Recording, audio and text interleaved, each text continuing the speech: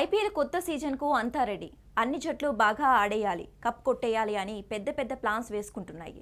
ఈ తరుణంలోనే ఈసారి పంజాబ్ కెప్టెన్గా శిఖర్ ధావన్ని నియమించారు. ఇప్పుడు ఓపెనర్గా కూడా కావడం ప్లస్ పాయింట్. ధావన్తో పాటు భానుక రాజపక్స, షారుఖ్ ఖాన్ లాంటి బాక్సర్స్ జట్టులో ఉన్నారు.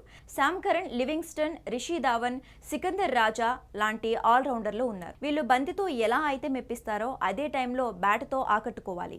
ఇక పంజాబ్ బౌలింగ్ పరంగా మాత్రం చాలా స్ట్రాంగ్గా ఉన్నట్లు కనిపిస్తోంది.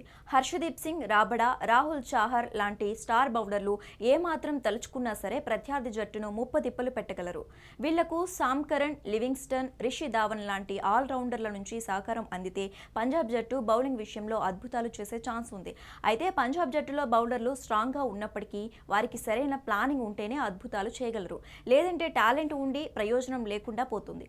ఐపీఎల్ తాజా సీజన్లో పంజాబ్ కింగ్స్ బలం అని చెప్పుకోవటానికి మా వరకు అయితే ఒక కారణం కూడా కనిపించట్లేదు.